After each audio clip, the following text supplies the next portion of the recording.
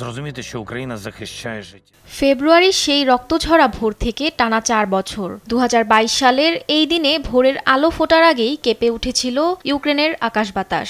৪ বছর পর আজও সেই ক্ষত শুকায়নি, সেই দাগ মুছেনি। ইউক্রেন জুড়ে আজ শোক আর সংহতির দিন।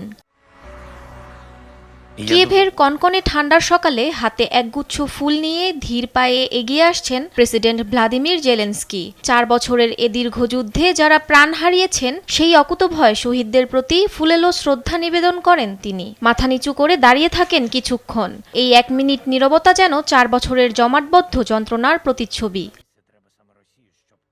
শুধু কিয়েভ নয়, লভিভ সহ ইউক্রেনের প্রতিটি জনপদে আজ শোকের ছায়া। রাজপথে থমকে দাঁড়িয়েছে সাধারণ মানুষ। কেউ গির্জায় মোমবাতি জ্বালিয়ে প্রার্থনা করছেন, কেউ বা প্রিয়জনকে জড়িয়ে ধরে কাঁদছেন। বাস্তুচ্যুতি আর বিচ্ছেদের ৪ বছর পর তাদের দুচোখে এখন কেবল বেঁচে থাকার আকুতি।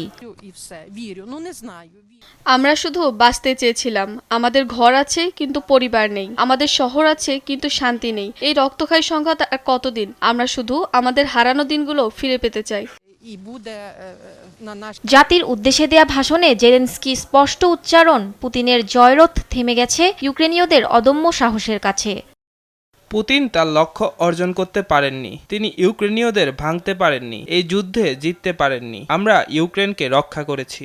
এখন আমরা শান্তি আর ন্যায় বিচার নিশ্চিত করতে সবটুকু দিয়ে লড়াই চালিয়ে যাব।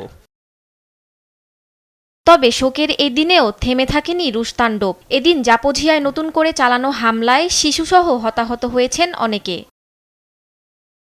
৫ বছরে পা রাখা এ যুদ্ধ বিশ্ব রাজনীতির সমীকরণ বদলে দিলেও ভাঙতে পারেনি ইউক্রেনীয়দের মনোবল। ধ্বংসস্তূপের মাঝেও তারা স্বপ্ন দেখছেন এক নতুন ভোরের, যেখানে আকাশ থেকে ক্ষেপণাস্ত্র নয়, উঠবে নতুন সূর্য। নিউজ ডেস্ক, দেশ টিভি।